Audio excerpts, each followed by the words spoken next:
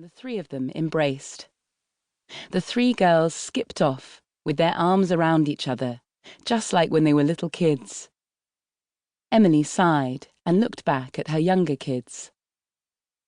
"All right, anyone up for an ice cream?"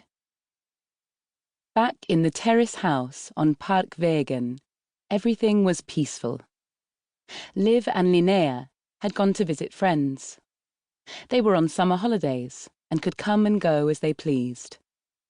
In a few days' time, they were going to begin attending after-school activities for a couple of weeks before Emelie's holidays started.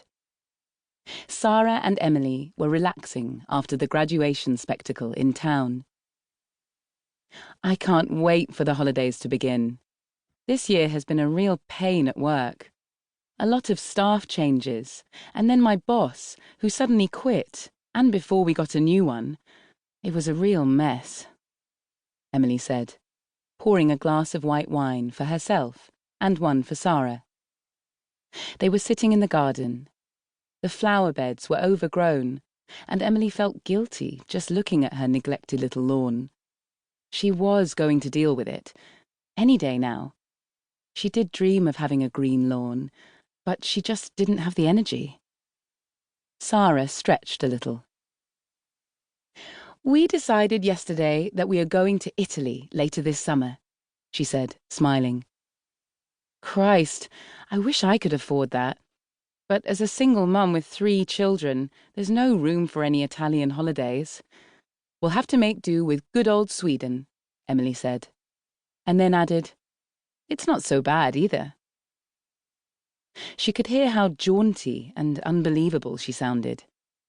Of course she would rather have gone to Italy and enjoyed the sun, sea, pasta and good wines. Sarah smiled at her. "It will be brilliant. We were thinking about going back to Tuscany. We really enjoyed it last time around. By the way, have you heard anything from Usman yet?" Emelie shook her head. 3 years ago, she had come home from work and found a letter from the children's father on the kitchen table. In the letter, he explained that he was leaving them. He didn't want to pursue his life here anymore and had decided to go back to Gambia.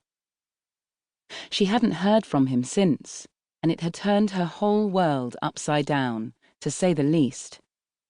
Taking care of 3 children by herself, dropping off and picking up at school, wiping snotty noses, and caring for scuffed knees, and a million other things, was hard.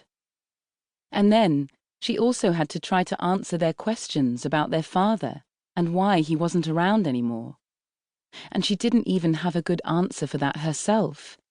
It was exhausting. "No, I don't think he is ever coming back." "You don't? But he must want to see his girls."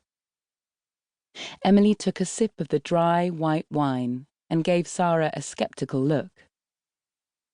"If he could take off 3 years ago and not have been in touch since, I reckon he's just not that interested."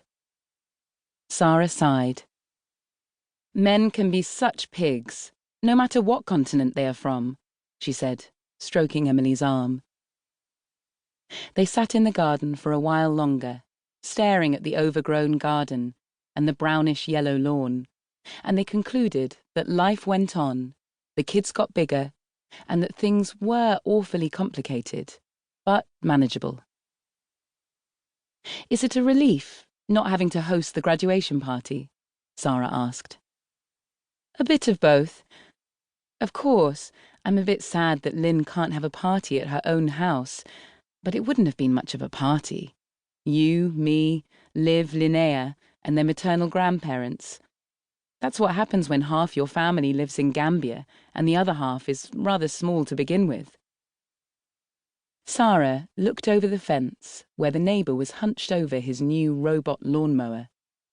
He was holding the manual in one hand while scratching his balding grey head with the other. She shook her head. "Little boys, little toys, big boys, big toys.